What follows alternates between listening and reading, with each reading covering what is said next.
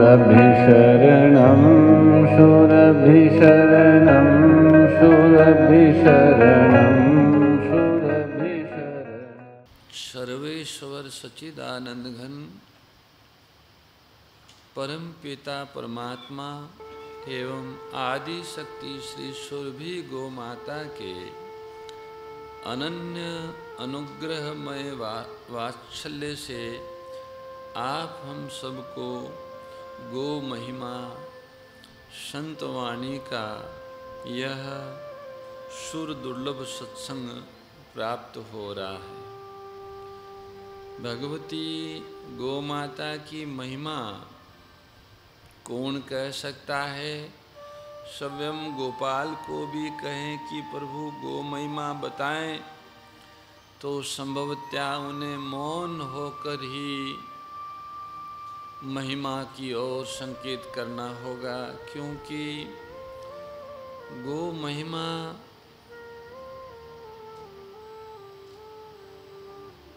की बराबरी करने हेतु कोई उपमा नहीं है। गो महिमा की उपमा नहीं दे सकते हैं कि ऐसी महिमा है कि वैसी महिमा है कि ऐसे करती हैं वैसे करती हैं। परमात्मा ने गौ माता का यह अवतार लिया है, ये मानव सहित जीव जगत के कल्याण के लिए है। संपूर्ण सृष्टि बनती, सभी प्राणी बनते और गौ माता का यह श्री विग्रह न बनता तो सृष्टि चल नहीं सकती थी। सृष्टि का प्राण, सृष्टि की गति, सृष्टि का संतुलन और सृष्टि का लक्ष्य, ये चारों ही गौ माता की उपस्थिति से ही संभव है। गौ ने मनुष्य को परिमार्जित क्रिया शक्ति, सूक्ष्म और तीक्ष्ण ज्ञान शक्ति तथा पवित्र भाव शक्ति, इन तीनों शक्तियों का विकास किया है। गौ माता के वात्सल्य से ही मानव में इन तीनों शक्तियों का संपूर्ण विकास हुआ।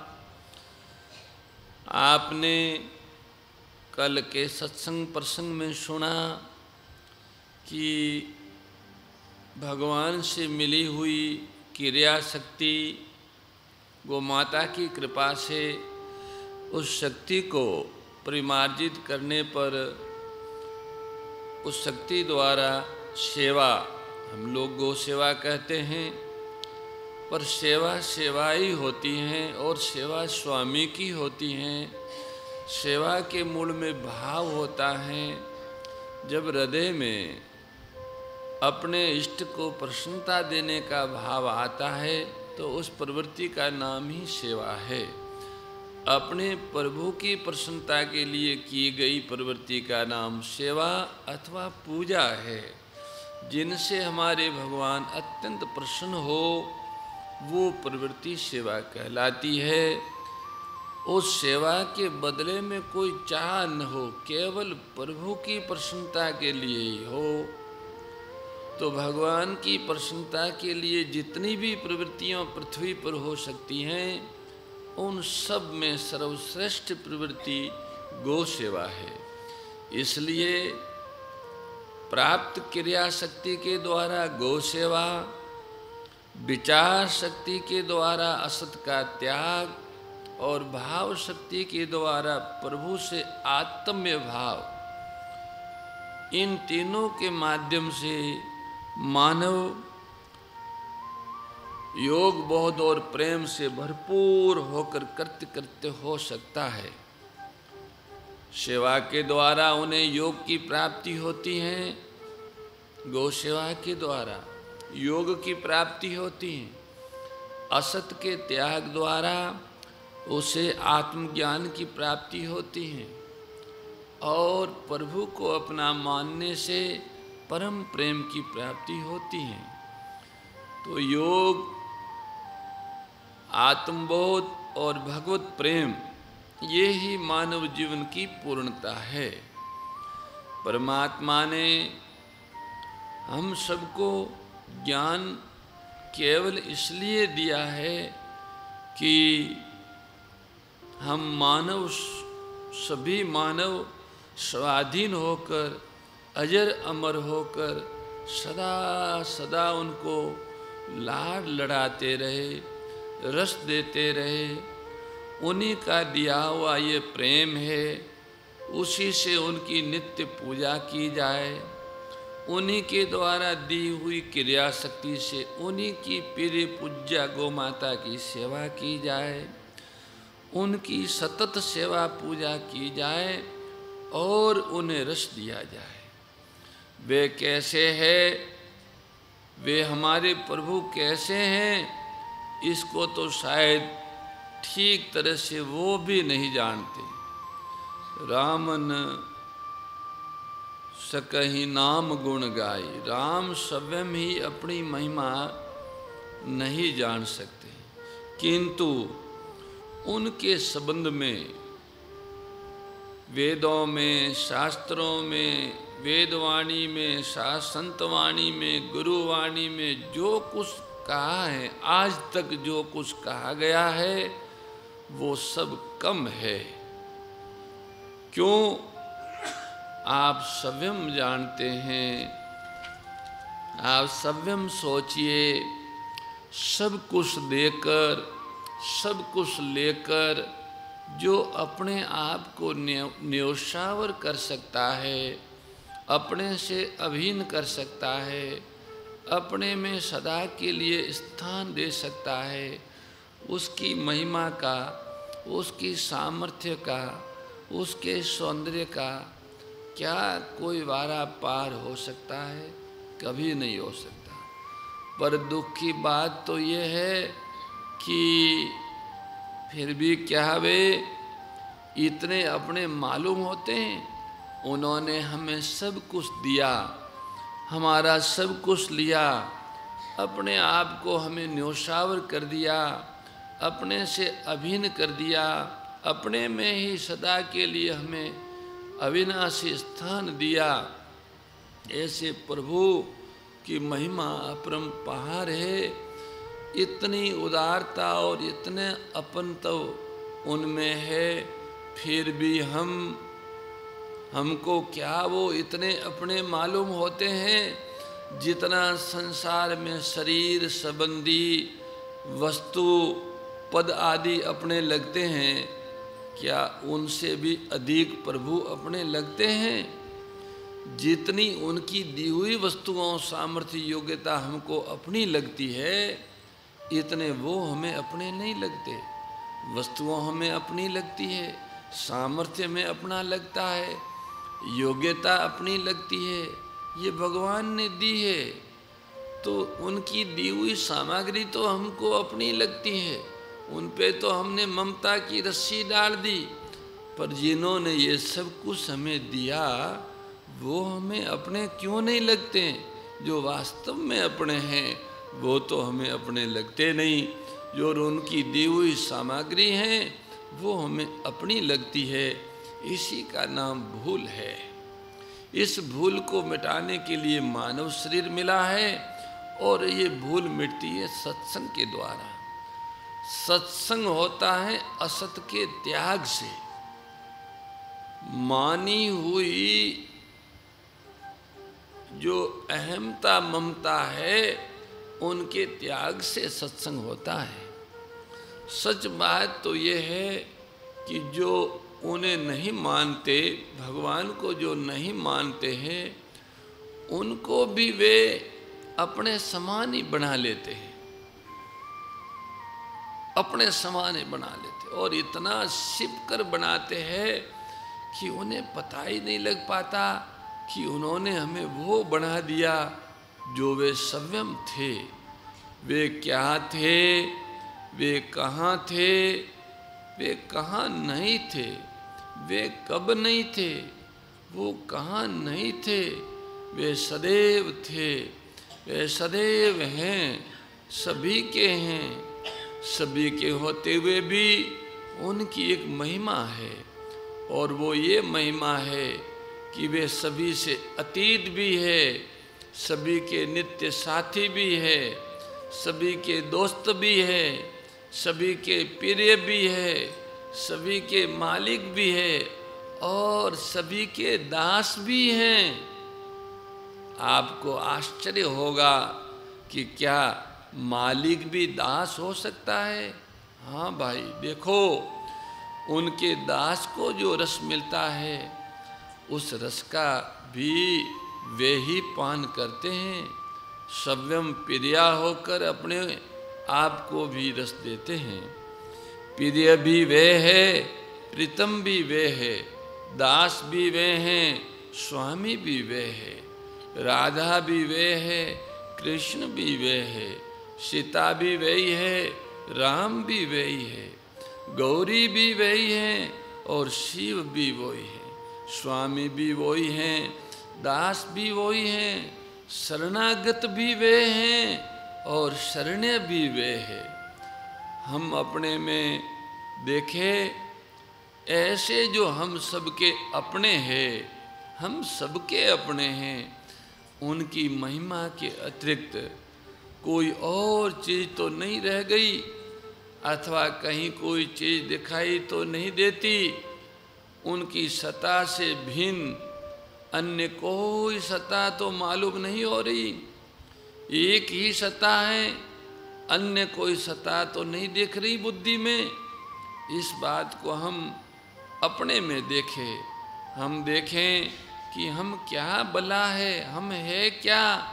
हमारा निर्माण उन्हीं ने किया है, अपने में से किया है। ये बात वे आपकी वाणी से सुनना चाहते हैं। आपकी वाणी से मतलब ये वाणी उनकी दी हुई है, पर इस ढंग से दी है कि पाने वाले को यही लगता है कि ये वाणी अपनी ही है।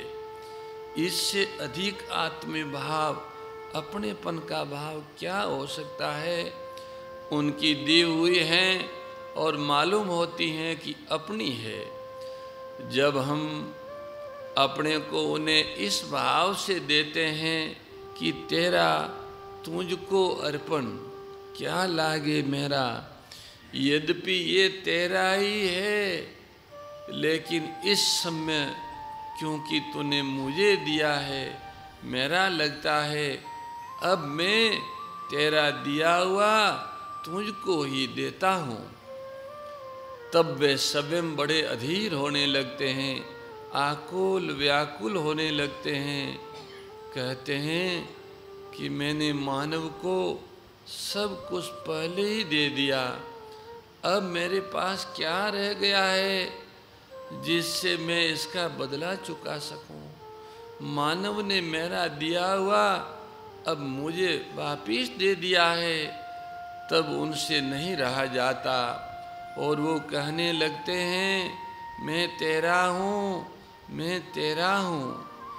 जब प्रेमी जनों को उनकी ये आवाज़ सुनाई देती हैं तो प्रेमी जन कहने लगते हैं कि हे प्रभु, तुम ही हो, तुम ही हो, हर समय तुम ही हो, तुम ही मेरे जीवन हो, तुम ही मेरे प्राण धन हो, तुम ही मेरे प्राणेश्वर हो, तुम ही मेरे प्राण वल्लभ हो, तुम ही मेरे प्राण प्रिय हो, तुम ही हो, तुम ही हो। जब ये सुनते हैं प्रभु, तब वे स्वयं कहने लगते हैं, वो स्वयं कहने लगते हो तुम ही हो। जब वे ये सुनते हैं तो स्वयं कहने लगते हैं नहीं नहीं, मैं तेरा हूँ, मैं तेरा हूँ, मैं तेरा हूँ। यहाँ तक कहने लगते हैं तूने जो कुछ किया है वो कोई नहीं कर सकता। क्या दिया है तूने, तूने अपने आप को मुझ पर न्योछावर किया है, अपने आप को मेरे लिए खो दिया है। अब तो मैं तेरा ऋणी हूँ। तब प्रेमी जन कहने लगते हैं कि मेरा तो कभी कुछ था ही नहीं, तुम्हारा ही था, तुम ही थे, तुम ही हो। जो आकर्षण है वह तुम्हारा ही है, सब कुछ तुम ही से हुआ है, सब कुछ तुम ही में है। ऐसा जो प्रीति और प्रियतम का नित्य विहार है, ये ही मानव का निज जीवन है। आप सच मानिए, उन्होंने क्या नहीं किया, उन्होंने सभी के लिए सब कुछ किया है। वे स्वयं प्रेमियों से आशा रखते हैं कि कोई मुझे अपना कहता और अपना सर्वस्व मुझ पर उड़ेल देता। महानुभाव, क्या कहा जाए। सच बात तो यह है कि कहने और जानने की कोई बात ही नहीं है। कहने, जानने और सुनने की कोई है ही नहीं। क्या जाने, क्या कहे, वे सदैव अपने ही है, सब कुछ उन्हीं का है। ये मान लेना ही मानव का परम पुरुषार्थ है। वे सदैव अपने हैं, सब कुछ उन्हीं का है।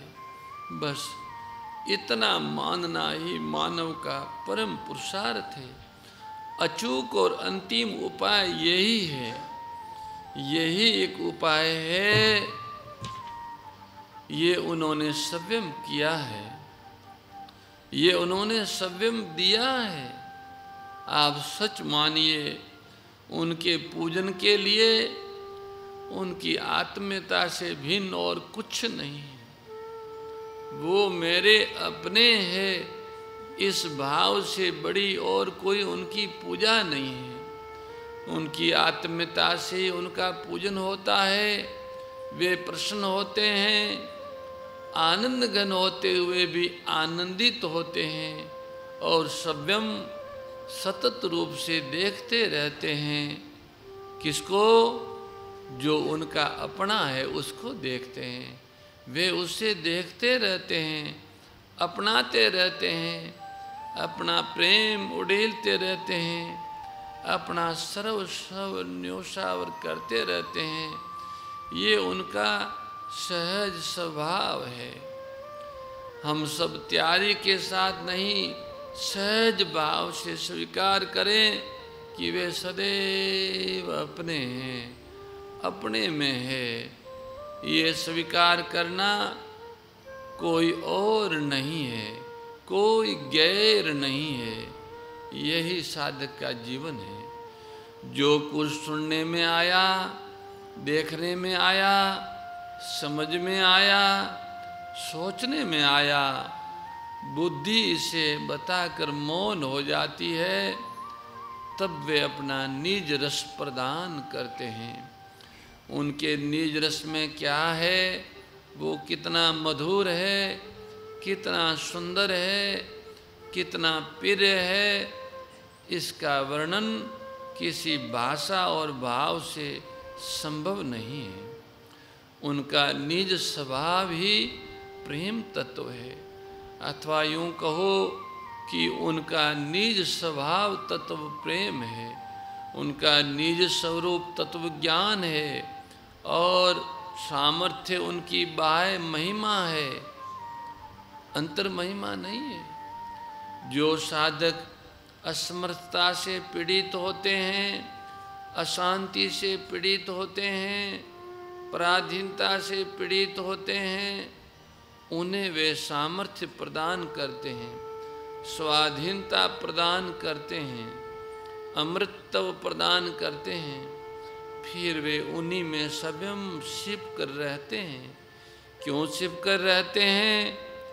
कोई स्वाधीन होकर, अमर होकर, शांत होकर एक बार तो कहे कि हे प्यारे, ये सब कुछ तुम्हारा दिया हुआ है, सब में तुम ही तुम हो और कोई है नहीं। अब तुम प्यारे लग जाओ, ये मांग उसकी होती है जो शुद्ध हैं, बुद्ध हैं, मुक्त हैं। आप कहेंगे शुद्ध बुद्ध मुक्त में भी कोई मांग होती है, बात तो ठीक है, पर वो काम रहित है, मांग रहित नहीं है। अरे भाई, मुक्त किसे कहते हैं? जो कामना रहित होता है, ममता और कामना से रहित होता है, उसे ही मुक्त कहते हैं। अनंत रस की मांग मुक्त में भी है। यदि वो मुक्त में न होती तो उसे मुक्ति खारी नहीं लगती। मुक्त को मुक्ति भी खारी लगती है कब? जब अखंड रस की भूख को अनंत रस की भूख में बदला हुआ पाता है। उनका रस अपार है, अखंड है, अनंत है। अनंत रस की अभिव्यक्ति उनकी प्रियता में है, उनकी आत्मीयता में है, उनके बोध में नहीं है। उनके बोध में अखंड रस है, परंतु उनकी प्रियता में अनंत रस है।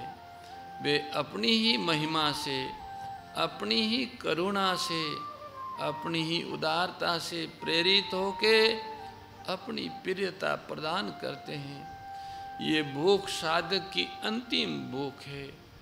प्रभु के उस अनंत रस की भूख साधक की अंतिम भूख है। वे कैसे है, क्या करते हैं, कहाँ है, इस पचड़े में पड़ने की कोई आवश्यकता नहीं है। बस थोड़ी थोड़ी देर के बाद अगर कोई हुक उठे, हृदय में हुक उठे, अगर कोई पीड़ा उठे, तो ये उठे कि तुम प्यारे लगो, तुम प्यारे लगो, तुमने सब कुछ दिया है, सभी को दिया है, सदा देते हो, किंतु तुम प्यारे लगो। उनका प्यारा लगना उनके लिए रस रूप है और अपने लिए भी रस रूप है।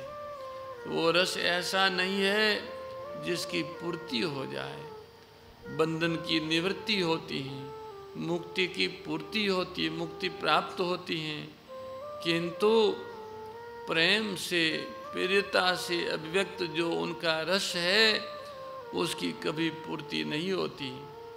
इसलिए प्रेमी जन सदैव ये सोचते रहते हैं, उनकी यही पीड़ा रहती है कि हे प्यारे, तुम प्यार देते हो, तुम सब कुछ देते हो, ये ठीक है, पर मुझे तो प्यारे लगो, प्यारे लगो। आप जानते हैं जब कोई प्यारा लगता है तो प्यारे को तो रस मिलता है, अपने को भी रस मिलता है, और इतना रस का प्रवाह बढ़ता है, प्यारा लगना भी ऐसा ही लगता है कि मानो प्यार है। प्रेमियों को प्रेम का भास नहीं होता, उन्हें तो प्रेम की भूख रहती है। प्रेमी क्या चाहता है? वो ये चाहता है कि मेरे प्रभु जहाँ रहे आनंद में रहे, उनको भले मेरी याद ना आए। ऊंचे प्रेमियों की ये दशा होती है कि वे सोचते हैं कि कहीं मेरी याद में उनको पीड़ा हो गई तो मुझसे सही नहीं जाएगी। उनकी याद में मैं पीड़ित रहूं, मैं दुखित रहूं, मैं तड़पता रहूं, मैं तरसता रहूं। यदि मेरी याद में उन्हें पीड़ा हुई तो ये सुनकर मेरा हृदय फट जाएगा, मैं उसे सहन नहीं कर सकूंगा। उनकी प्रियता से ही उनकी पूजा करनी है, उनकी महिमा से उनकी स्तुति करनी है, उनका होकर ही उनकी उपासना करनी है। उनकी आत्मीयता ही उनकी पूजा है, उनकी महिमा ही उनकी स्तुति है, और उनका हो जाना ही उनकी उपासना है। उनकी प्रियता ही मेरा जीवन हो जाए। और क्या कहें, भगवान का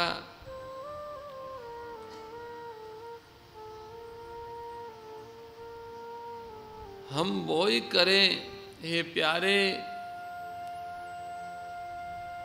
तुम्हारा प्यार, तुम्हारी आत्मीयता ही मेरा जीवन है, मेरा और कोई जीवन नहीं है। तुम ही मेरे अपने हो, ये तुम ही ने मुझे अपनी ओर से दी हैं। आप जानते हैं आपको पता होगा। स्वामी श्रीनारायण जी कहते हैं कि मेरे इस कठोर जीवन का एक मौलिक प्रश्न था, वो ये था कि मैं भगवान को देखता रहूं और भगवान मुझे देखते रहे, मैं उनसे मिलता रहूं। मुझे वो सुख दो जिसमें दुख न हो, वो जीवन दो जिसमें मृत्यु न हो, वो पूर्णता दो जिसमें अभाव न हो। वो सब कुछ देते हैं और सब कुछ दिया है, किंतु हम सच कहते हैं कि उनकी प्रियता में जो रस है वह रस पूर्णता में नहीं है, उस सुख में नहीं है जो दुख से रहित है, उस जीवन में नहीं है जो मृत्यु से रहित है। उनकी प्रियता कितनी रस रूप है, इस संबंध में कोई कुछ नहीं कह सका, कह नहीं पाता। जितना अनुभव करता है उतना भी वो कह नहीं पाता।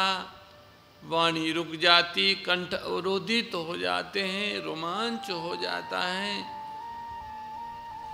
केवल संकेत मात्र है।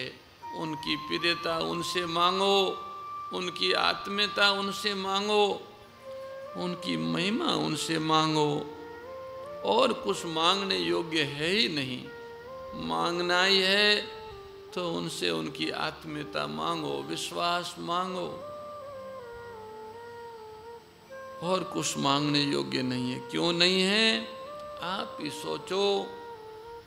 उन्होंने अविनाशी जीवन की उपलब्धि के लिए हमें ज्ञान का प्रकाश दिया है, विश्व जीवन में आदर पाने के लिए उदारता का रस दिया है, करुणा का रस उन्होंने दिया है। अब और क्या चाहिए? जहाँ आप रहते हैं वहाँ आदर ही तो चाहते हैं, सम्मान ही तो चाहते हैं। हम क्या बताएं? उनकी दी हुई योग्यता का जब मनुष्य प्रकाशन करता है तो उसमें अपना नाम लिखता है और ये चाहता है कि लोग समझते रहे कि इसका लेखक अमुक आदमी है। क्या सचमुच कोई लेखक लेखक है, कोई वक्ता वक्ता है, कोई दाता दाता है? वही लेखक है, वही वक्ता है, वही दाता है, किंतु अपने को कितना छिपाते हैं। क्या कहीं मालूम होता है कि वो बोल रहे हैं? लोग सोचते हैं कि ये बोल रहा है, बड़ा अच्छा बोल रहा है, बड़ा ठीक बोल रहा है, युक्ति युक्त बोल रहा है। लेकिन सच बात तो ये है कि भला वे वक्ता न हो और कोई वक्ता हो जाए, वे लेखक न हो और कोई लेखक हो जाए, वे कलाकार न हो कोई कलाकार हो जाए, वे गुरु न हो कोई और गुरु बन जाए, वे दार्शनिक न हो और कोई दार्शनिक बन जाए। ऐसा हो ही नहीं सकता, नहीं हो सकता। सभी के सब कुछ वे ही है। आज हम सब प्रभु को अपने हृदय में लाड लड़ाएं। वे हमारे अपने हैं। उनकी करुणा, उनकी उदारता, उनकी आत्मीयता का पान करें। वे धन्य हैं, धन्य हैं। उनके लिए क्या कहा जाए। वे अपनी प्रियता की भूख बढ़ाते रहे। मैं उनके प्रेम की भूख से आकुल रहूं, व्याकुल रहूं, पीड़ित रहूं। यह पुनः पुनः मांग होती रहे। उनकी प्रियता उत्तरोत्तर बढ़ती रहे। उनके दिए हुए बल के द्वारा उनकी प्रिय गोमाता की सेवा हो, उनकी पूजा हो, उनकी दी हुई आत्मीयता से उनकी स्मृति होती रहे, उत्तरोत्तर प्रियता बढ़ती रहे। प्रभु की प्रियता, अनंत की प्रियता अनंत है, नित्य की प्रियता नित्य है, चिन्मय की प्रियता चिन्मय है। वह प्रियता जड़ नहीं है, क्रिया नहीं है, अभ्यास नहीं है। ये उनका विश्वास है, उनका विश्वास ही उनकी प्राप्ति का अंतिम और अचूक उपाय है। भगवान को पाने का और कोई साधन किसी के पास नहीं है सिवाय विश्वास। विश्वास में ही विश्वेश का निवास है, विश्वास में ही विश्वेश्वर के दर्शन है। विश्वास को दृढ़ बनाइए, अविकल्प बनाइए। उनको पाने का कोई उपाय और है ही नहीं। उनके विश्वास से ही उनको पाया है। आज तक किसी ने पाया है तो उनको उनके विश्वास से पाया है, और किसी प्रकार से नहीं पाया। महाराज, विचारकों ने अपने को पाया, अमृतत्व को पाया, जीवन मुक्ति को पाया, पर उनके विश्वासियों ने तो स्वयं उनको ही पाया है। उनकी पीड़िता को पाया, उनकी आत्मीयता को पाया। प्रभु विश्वास ही गुरु तत्व है और कोई गुरु तत्व नहीं है। प्रभु विश्वास ही प्रेमियों का गुरु तत्व है। उनका विश्वास उनका ही दिया हुआ है, ये अपना उपार्जित नहीं है। उपार्जन के लिए तो उन्होंने सामर्थ्य दी है, ज्ञान का प्रकाश दिया है। उनकी दी हुई सामर्थ्य के सदुपयोग से मानव सेवक कहलाया, उदार कहलाया है। और न जाने संसार ने उसको क्या क्या कहा, किंतु उनके विश्वास ने उनकी आत्मीयता प्रदान की, पीड़िता प्रदान की है। उनके विश्वास के बल पर अन्य सभी विश्वासों को मिटा दो, त्याग दो। उनके संबंध के लिए सभी संबंधों को भीतर से बाहर निकाल के फेंक दो। अन्य कोई संबंध नहीं है, कोई विश्वास नहीं है। उनका विश्वास ही विश्वास है, उनका संबंध ही संबंध है, उनकी पीड़िता ही जीवन है, और कोई जीवन है ही नहीं। आज इस बात की बड़ी आवश्यकता है, हम उनके विश्वास को अपनाएं। उनसे कहे, तुम स्वयं अपना विश्वास दे दो प्रभु, तुम अपनी महिमा में अविचल आस्था करा दो, तुम अपनी उदारता में अविचल आस्था करा दो। सब कुछ है तो तुम्हारा ही, मैं भी तुम्हारा ही हूँ। तुमने मेरा निर्माण अपने में से ही किया है और किसी में से नहीं किया। अपने में से जिसका निर्माण किया है उसे अपनी आत्मीयता दे दो प्यारे, दे दो, और कुछ नहीं चाहिए। आप ही सोचिए, और है ही क्या सिवाय प्रभु के, उनके विश्वास और प्रेम के अतिरिक्त है ही क्या जिससे हम मांगे। जिसे आप देख रहे थे, जिस पर आप सोच रहे थे, जिस पर आप मनन कर रहे थे, जिस संसार को आप देख रहे थे, वस्तु व्यक्ति पदार्थों को आप देख रहे थे, वह तो सचमुच कुछ नहीं था, कुछ नहीं है, वही सब कुछ है। जब वही सब कुछ है तो उनका विश्वास ही उनको मोहित करता है, उनकी आत्मीयता ही उनको द्रवित करती है, आनंदित करती है। उनकी प्रियता उनको आनंद विभोर कर देती है। अगर मांगना है तो यही मांगना है, पाना है तो यही पाना है, कुछ कहना है तो यही कहना है, कुछ सुनना है तो यही सुनना है, और कुछ नहीं सुनना, और कुछ नहीं सुनना, कुछ नहीं मांगना, कुछ नहीं पाना। तुम मेरे हो, तुम मेरे हो, तुम मेरे हो, यही कहना है, यही सुनना है, यही पाना है, और कुछ पाने, कहने और सुनने के लिए है ही नहीं। क्या आज हम सब उस आत्म प्रभु को अपनाएंगे, उन्हीं से अपने जीवन को गुंजारित करेंगे? वे कृपा करके अपने प्रेमियों की इस मांग को पूरा करने के लिए अवतार लेते हैं। किसी की गोद में लाला बनकर बैठते हैं, किसी के साथ सखा बनकर खेलते हैं, किसी के साथ प्रियतम होकर प्यार का पान करते हैं। उन्होंने अपनी ही कृपा से, अपनी ही महिमा से प्रेरित होके अपने को प्रकाशित किया। भला बताओ, वे अपने आप को प्रकाशित न करते तो कौन उनकी चर्चा कर पाता, कौन उनके अस्तित्व को स्वीकार कर पाता।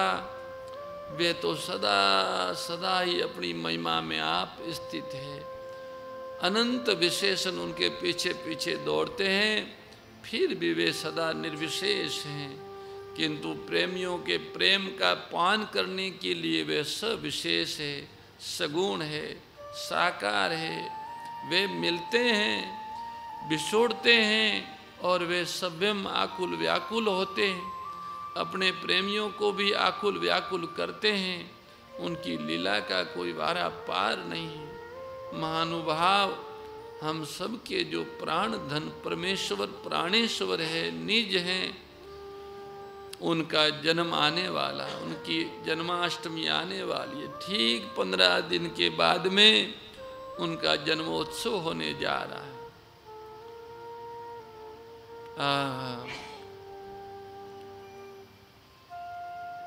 इस जन्मोत्सव पर फिर सब कुछ कर दो, कुछ करना जानना पाना शेष न रह जाए। तैयारी करो कि इनके जन्मोत्सव के तक हम सब कुछ कर लें, फिर कोई करना शेष न रहे, कुछ पाना शेष न रहे।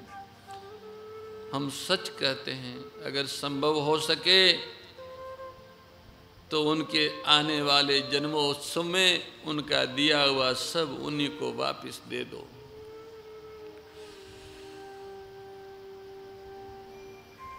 आप सच मानिए, अगर वे संयम न कहते तो गीताकार की गीता अधूरी रह जाती। उन्होंने कहा, भैया तुम सब पचड़ों को छोड़ दे, देख तो मेरा अत्यंत प्रिय है, तो मेरा अत्यंत अंतरंग है, अपना है। अब मैं तुम्हें अपनी वह बात जो अब तक नहीं बताई तुझे बताता हूँ। मेरी शरण में आ जा, तू मेरी शरण आ जा। शरणागति प्रभु की अंतिम गुह्यतम करुणा और उदारता है, महिमा है। हम सब शरणागत हैं, वे हमारे शरण्य हैं, वे सब कुछ करते हैं और हम आनंद लेते हैं। हम उनको तुम कह के पुकारते हैं और वे हमको अपना कहते हैं। आप सोचिए, उन्होंने शरणागतों के मोह का नाश किया, उन्होंने शरणागत को अपनी स्मृति दी और उन्होंने शरणागतों का सब कुछ किया। वे सब कुछ करते हैं, हम शरणागत हैं, उनकी दी हुई ये शरणागति है। हम आपको क्या बताएं। हमसे गुरुदेव ने कहा, भैया तुम भजन किया करो। हमने कहा भजन क्या होता है। उन्होंने कहा राम राम करो। हमने कहा राम राम में तो विश्वास नहीं। गुरुदेव के रूप में प्रकट होकर प्रश्न हुए, करुणित हुए। और आप जानते हैं, कोई कहे हमें उनके नाम में विश्वास नहीं तो कितना दुख होता है। लेकिन उन्होंने उदारता का वेश धारण किया और कहा, भैया कोई बात नहीं, अगर तुमको राम नाम में विश्वास नहीं है तो कोई बात नहीं। क्या तुमको ये भी विश्वास नहीं है कि भगवान है। हमने कहा उनके होने में तो विश्वास है। तो उन्होंने कहा फिर क्या बात है, अब क्या रह गया। जब तुम ये मानते हो कि परमात्मा है, ईश्वर है, भगवान है, तो फिर क्या रह गया यार। तुम उनके शरणागत हो जाओ। वे स्वयं शरणागत का वेश बनाकर आए और हमें अपनी शरणागति प्रदान कर गए। आप जानते हैं, शरणागत को कुछ करना नहीं पड़ता, उसे तो याद आती है, वो याद करता नहीं है, उसे विरह होता है। वह विरही भी अपने बल से नहीं बनता।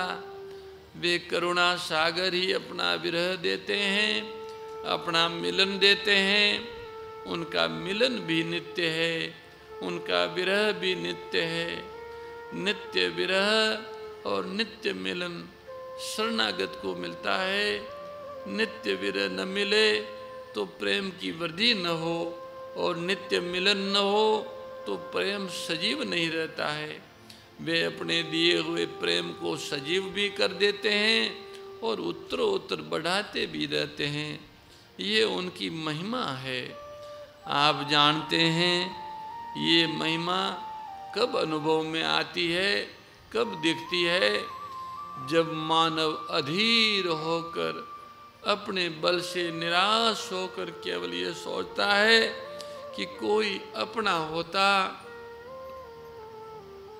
और मुझे अपना कर मेरे ताप को हर लेता, मेरी व्यथा को हर लेता, अभाव को हर लेता, इस निरस्ता को हर लेता, इस भय को हर लेता, मुझे अभय कर देता, मुझे सरस कर देता, मुझे अपना लेता।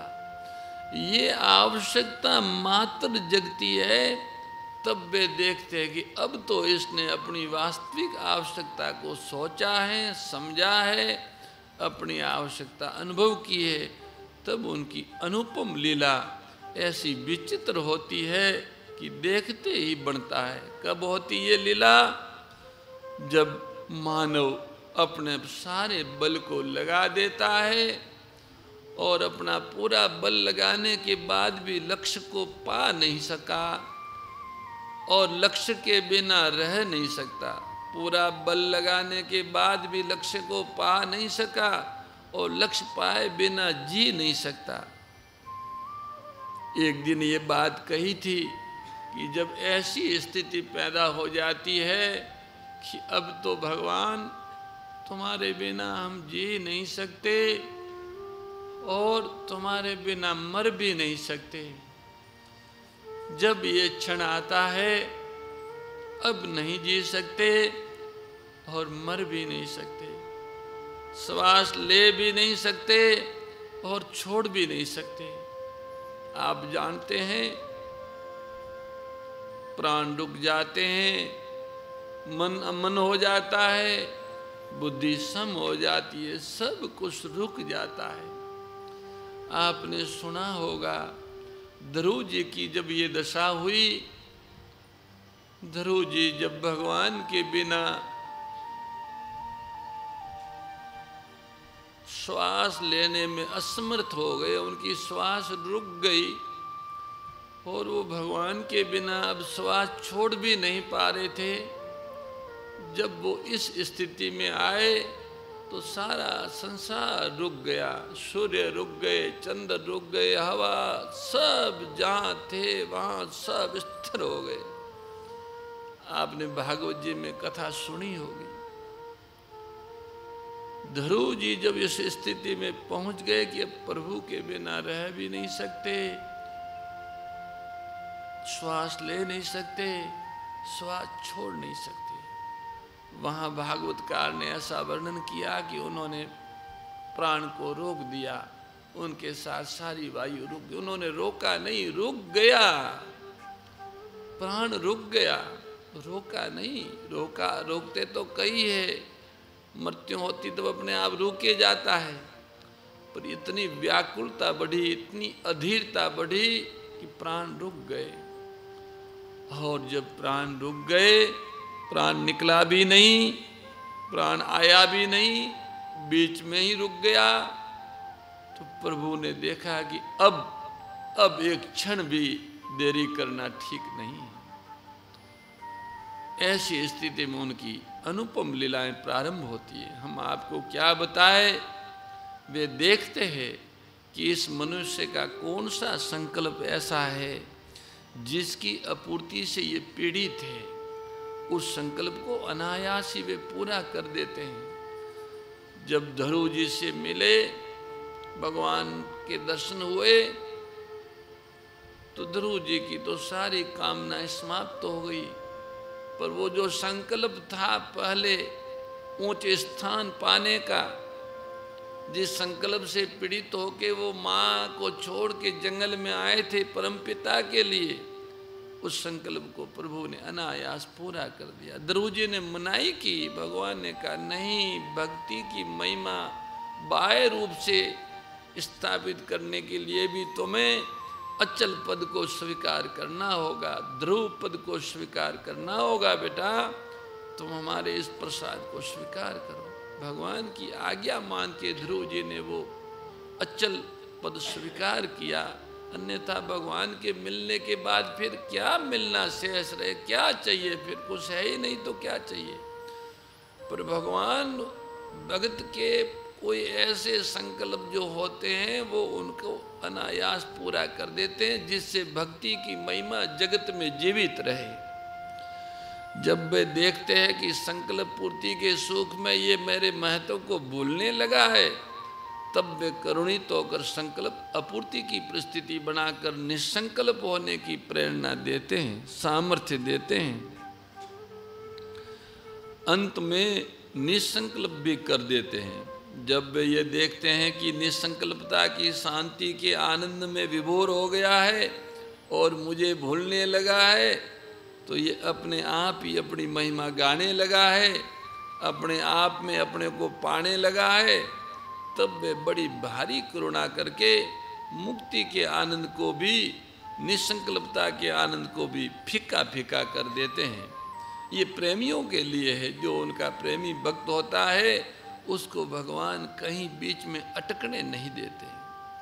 हम सच कहें, वे ऐसी लीला करने लगते हैं, मनुष्य सोचने लगता, अरे अभी तो कुछ मिला ही नहीं। जो मुक्त अवस्था में था उनको वहाँ से प्रभु ऐसे हिला देते हैं, उस भक्त को लगता है कि ओह अभी तक तो कुछ नहीं मिला। फिर जब उनका शरणागति अधीर होता है, तब वे इस बात का प्रत्यक्ष अनुभव करा देते हैं कि भैया तेरे किए कुछ हुआ तो नहीं यार, तू वैसे ही सोच बैठा कि मैं योग्य लेखक हो गया हूँ, मैं वक्ता हो गया हूँ, मुझे गुरु पद मिल गया है, मुझे तत्व ज्ञान हो गया है। तो अनेक छोटी छोटी बातों में, हाँ मेरे यार मुझे क्यों भूल गया। अरे भैया मैंने तेरा निर्माण इसलिए किया था कि तू मुझे सदैव अपना मानता रहेगा और मैं तुझे अपना समझता रहूँगा। थोड़ी सी शांति के रस में, थोड़े से निजानंद को पाकर तू मुझे भूल गया। अरे भैया तू मुझे भूल सकता है पर मैं तुझे नहीं भूल सकता। मैं सच कहता हूँ, यदि उन्हें हमारी याद न आई होती तो हमें कभी उनकी याद नहीं आती। भगवान ने ही कृपा की है, उन्होंने हमको याद किया है, इसलिए हमें उनकी याद आ रही है। उन्हें हमारी याद आती है क्योंकि वे हमें अपना मानते हैं, अपनों की याद आती है। जो अपना मानते हैं, अत्यंत अपने अंतरंग होते हैं, उनको याद आती है। हम सब उनके अत्यंत अंतरंग हैं, इसलिए वो हमें याद करते हैं। संतों ने कहा है, आपने सुना होगा कि हरि मेरा भजन करे, मतलब हमें याद करे। भगत को भगवान याद करते हैं। भक्त को भगवान याद नहीं करने पड़ते, भगवान ही भक्त को याद करते हैं, तब भक्त को भगवान की याद आती है।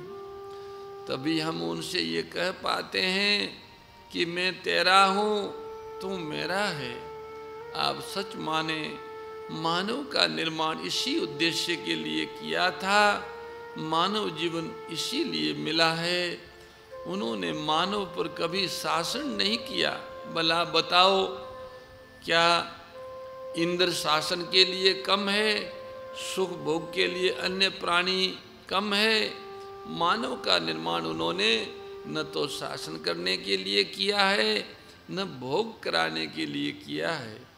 उन्होंने कहा, तुम स्वाधीन होकर, अमर होकर, अजर होकर, अविनाशी होकर एक बार कह दे कि हे प्यारे प्रभु तुम मेरे हो। इसी उद्देश्य के लिए अनंत ने मानव का निर्माण किया।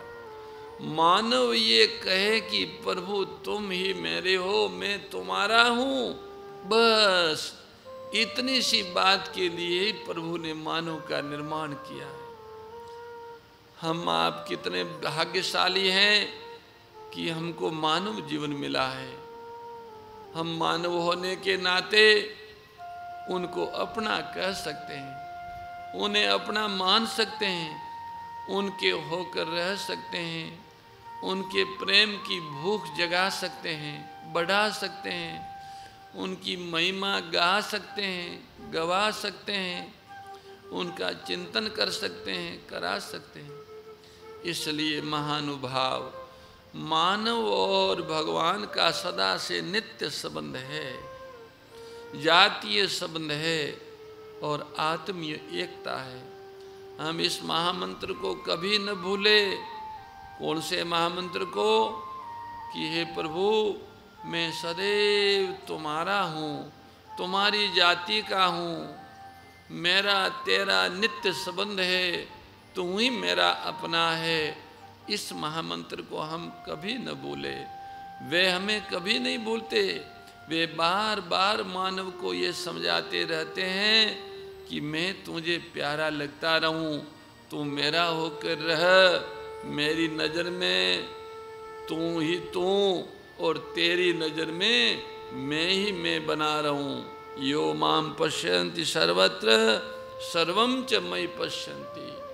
जो मुझे सब जगह देखता है, मैं भी उनको सब जगह देखता हूँ। ये भगवान की प्रतिज्ञा है, वचन है।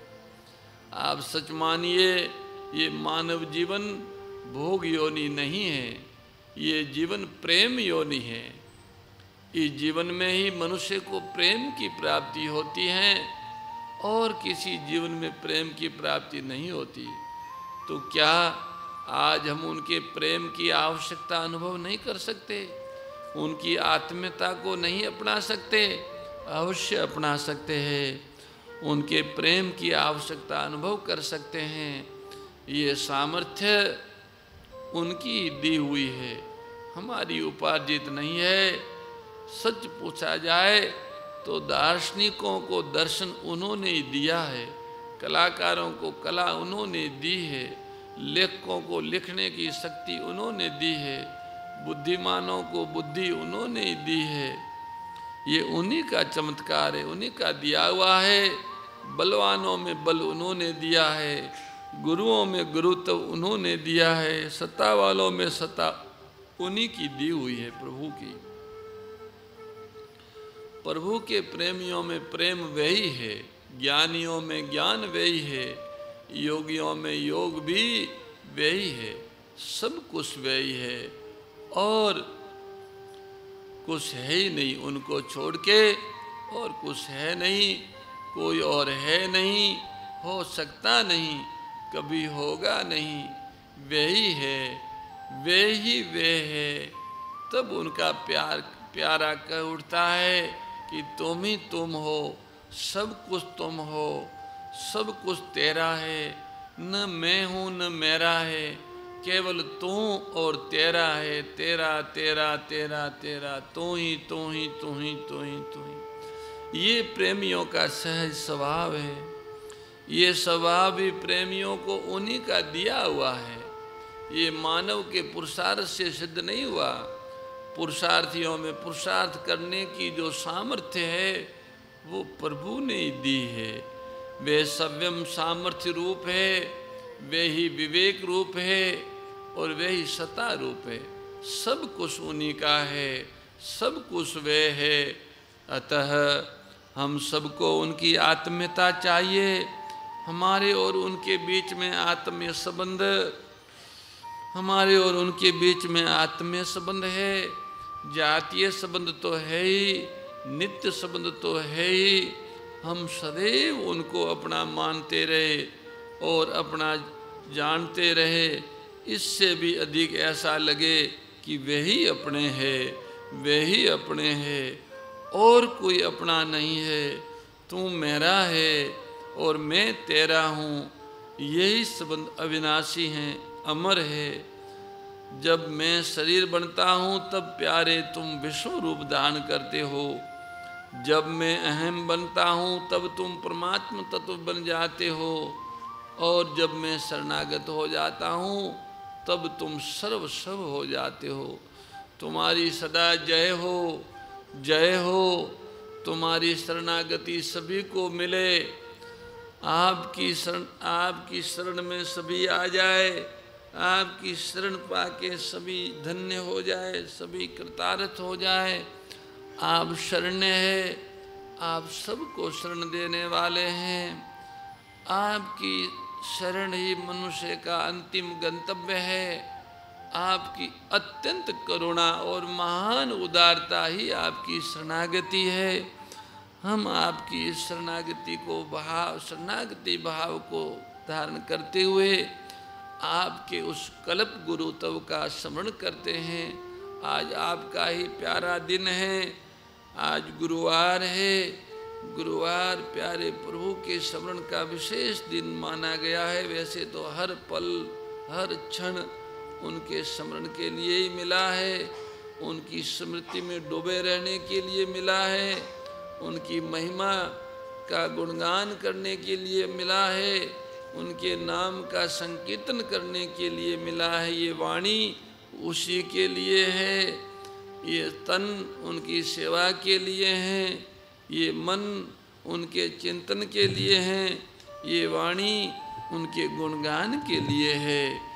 उनकी दी हुई वाणी से, उनका गुणगान करने से उनको प्रसन्नता होती है, उनको प्रसन्नता होती है। वे आनंदित होते हैं, वे प्रसन्न होते हैं। हम उनकी प्रसन्नता के लिए उनके नाम का संकीर्तन करें। वे अपने प्रेमियों को प्रेम का दान करने के लिए, ज्ञान का प्रकाश देने के लिए, सेवा का सामर्थ्य देने के लिए हर योग में प्रकट होते हैं, अनेक लीलाएं करते हैं। इस कल्प में उन्होंने सभी जीवों के उद्धार के लिए, कल्याण के लिए, प्रकाश और प्रेम को बढ़ाने के लिए इस कल्प में उन्होंने त्रिमूर्ति के रूप में अवतार लीला की है। वो पूरे कल्प तक हमारे साथ है। हम सबको नित्य प्रेम, नित्य ज्ञान और नित्य सेवा का सामर्थ्य देते रहते हैं। सब कुछ देते हुए भी चुपके से पीछे खड़े रहते हैं, सिर पे मस्तक पे हाथ रखते हैं और सभी प्रकार के विघ्नों से, बाधाओं से, सभी प्रकार के विघ्न और बाधाओं को हटा के वो लक्ष्य की ओर बढ़ाते रहते हैं। ऐसे कल्प गुरु सदगुरु परमात्मा भगवान दत्तात्रेय जी का भावपूर्वक हम लोग नाम संकीर्तन करेंगे। शूरभिशरणं शूरभिशरणं